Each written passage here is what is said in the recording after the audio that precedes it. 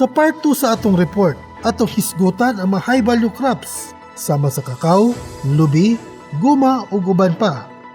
May lungdanon kini hilabi na kay kataas ang presyo sa pagbaligya dinhi sa merkado.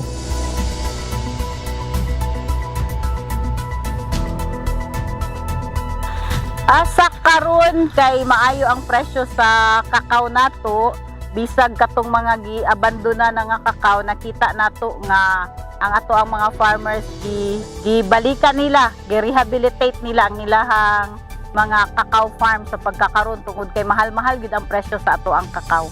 So kaning kakao wala jud nato ni gibiyaan kay kung tan-aw nato ang industriya sa kakao, walay laing source sa chocolate, tabliya nga tanom kundili ang kakao ra gyud. Unya halos tanang tawo mukaon man jud tag chocolate, mo inom pud tag tsokolate.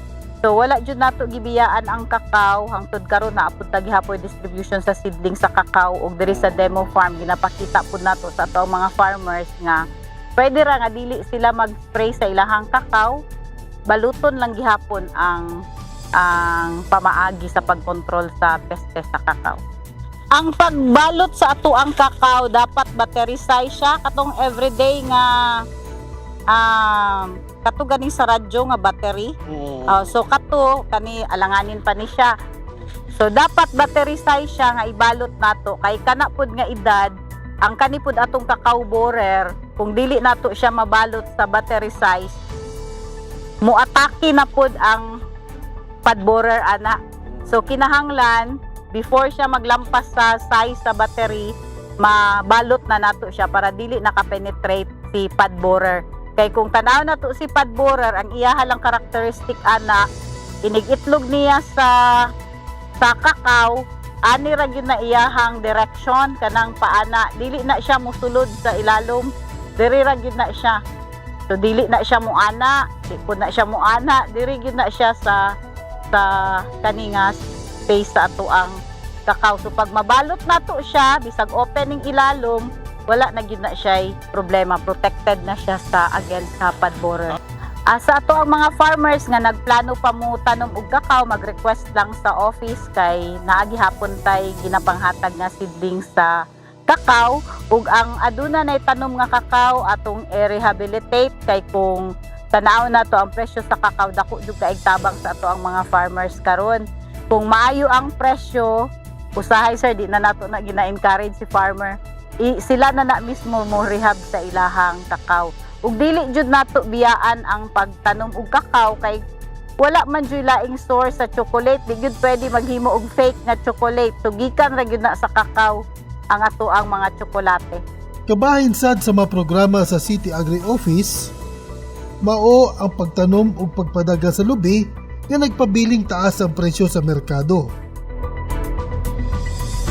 Ang coconut farming diri sa Kidapawan, dako jud siya og potential kung tan-awon nato ang coconut ginatawag man ni og tree of life. So buti pa sa butanan jud sa part sa coconut is magamit nato ug ang coconut isa sa pinakadako nga hectarage nga ginatanom sa ato ang farmers. Mukabat sa 4,000 plus hectares sa Kidapawan lang na siya nga data nato. Ug ang coconut sa maayo nga presyo karon, daghan na gyud pud ang gusto mo tanom og coconut. Ug gani nakig-coordinate na pud kita sa uban nga agency para pud mapalig-on pa kining industriya sa coconut through pud sa ato ang Philippine Coconut Authority. Kani atong coconut diri sa ato ang demo farm, nagtanom kita niini kay kung makita nato diri medyo layo-layo na ni sa ato ang entrance, hapit na siya sa boundary ug medyo hilly na pud siya, pero gitamnan gihapon nato siya og coconut. Aromatic na atong variety nga gitanom para pud kay kani manggong agri-complex, para pud sa information sa tanan, naatil ni siya sa urban development plan ni city government through sa Palafox. So nakamap na ni siya ug ang purpose sa atong coconut ini, kung naatay mga visitors puhon, mamunga na ni atong coconut. Aromatic manggod atong variety nga ginatanom ug kung tanaw na to ang presyo sa aromatic sa market, mahal kaayo iyahang buko. ang sakit nga naga-atake ani atong coconut diri sa kalaisan, ang gitawag nato ni siya og Bruntispa. So ang Bruntispa diri ni siya sa young leaves gid siya mo atake. Pero manageable ra pud ni siya kay ang Bruntispa sa karon daghan na magpud siya og natural enemies nga naka-present sa palibot. Kung tanawon kung ang buot ipasabot sa natural enemies, kana bang naa siya'y sariling kaaway nga mupatay or mukaon ra pud sa iyaha nga present ra pud diri sa palibot. So kung tanaw nato iyang damage dili man gyud kaayo severe, so pwede ra gyud nato siya i-balance sa ato ang natural enemies. Naisgutan sad nato ang produksyon sa goma ug ang potensyal nga nagpaabot sa pagtanom niini alang sa mga mag-uuma. Ang pinaka-threat jud karon sa ato ang rubber industry kaning fluctuation sa iyahang price, dili gyud siya stable. Pag abot sa barato na pud kaayo, dali kayo atong farmer mo change og crop. So mo putlo na pud niya, i-shift niya sa lain na pud nga commodity. Kunya si rubber baya matapingan nato siya 5 to 7 years. Ikaduha, naatay gitawag og Pistalotchopsis nga sakit sa ato ang rubber. Pero diri sa Kidapawan, wala pa man jud kita maigo niini. Apan ready na kita og gani si city government, nag-purchase na kita og drone kay lisod man ni sprayhan ato ang rubber. Naana kitay drone nga ready kung moatake man si Pistalotchopsis diri sa Kidapawan, naana tay drone nga pwede nato magamit pag spray sa maong sakit. Ang atong rubber industry, normal ra gid na ang iyang kilo, usahay mo baba, usahay mo taas.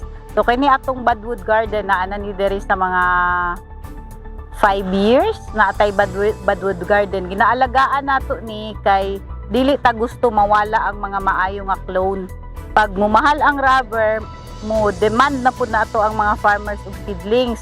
So ready na pud ta kung magmas produce ta og rubber seedlings pohon, ready na ang ato ang Budwood Garden. So ang atong Budwood Garden different recommended clones ni siya sa rubber. Ma'am, kamusta ang assessment ninyo sa rubber production sa city? Sa karon dako maghihapon kaayo ang ato ang production sa rubber. Ug gani kung makita nato sa ato ang 11 ka bagsakan centers sa whole North Cotabato, kita gihapon ang pinakadako og production sa rubber. Ang pinakadaghan nga naga-deliver sa ato ang bagsakan. Sa part 3 sa atong report, atong sayran gikan mismo kay Ma'am Marisa aton ang mga pasilidad nga nahimutang dinhi sa Agri Demo Farm. Kini si Lloyd Kenzo Asay para sa CIO Report.